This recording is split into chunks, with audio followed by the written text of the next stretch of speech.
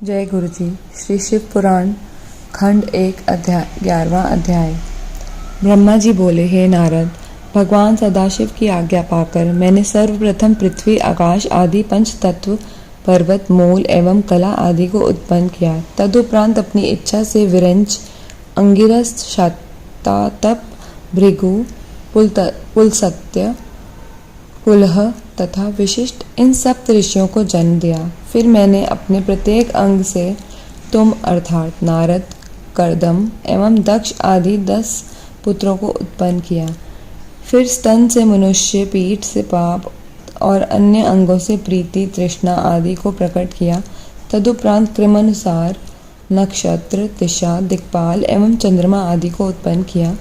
परंतु अपने द्वारा उत्पन्न की हुई उस तामसी सृष्टि को देखकर मुझे अत्यंत चिंता हुई। रात्रि के कारण अब मुझे भूख लगी और मैं राक्षस यक्ष आदि को खाने के लिए दौड़ा। उस समय मैंने अपने शरीर को भयंकर बनाकर काल को उत्पन्न किया। हे नारद, उसके उपरांत मैंने उस शरीर को त्याग कर स्त्री का स्वरूप धारण किया। उस समय मेरे उस स्वरूप को देखकर सब ऋषि मुनि असक्त होकर मुझे पकड़ने के लिए दौड़े। तब मैंने उस शरीर को बदलकर एक दूसरा शरीर ग्रहण कर लिया और अपने घुटनों द्वारा असुरों की उत्पत्ति की।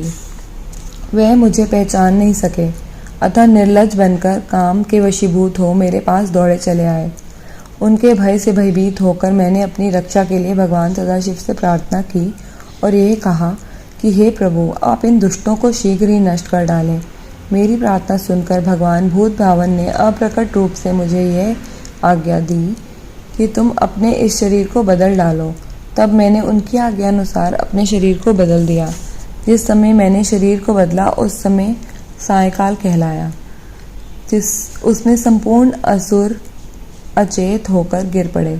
तदुपरांत मैंने मनुष्यों की सृष्टि की। अतः मैंने दूसरा स्वरूप धारण कर राक्षस, गंधर्व, यक्ष, गुह्यक, किन्नर, किमपुरुष, विद्याधर, ईश्वर, भूत, प्रेत आदि तथा स्त्री को उत्पन्न किया।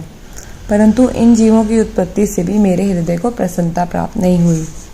हे नारद, इसके उपरांत मैंने शिवजी की इच्छा से हाथी, सिंह, बैल आदि बुद्धिहीन जीवों के उत्पन्न किया।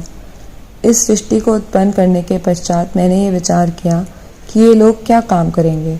यह सोचकर जैसे मैंने श्री शिवजी का ध्यान किया तो चारों वेद उसी समय मेरे द्वारा उत्पन्न हो गए।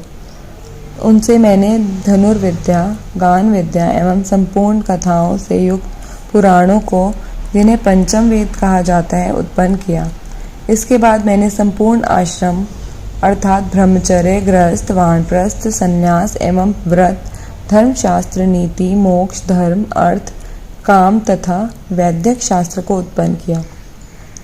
इस प्रकार मैं जब संपूर्ण सृष्टि कर चुका तब विष्णु उसका पालन करने लगे एवं शिवजी पृथ्वी को स्थिर रखने के कार्य में संलग्न हुए। हे नारद, सृष्टि की उत्पत्ति का ये वर्णन अत्यंत सुख प्रदान करने वाला है। जय गुरु जी। जय गुरु जी। श्री शिव पुराण 12वां अध्याय खंड 1।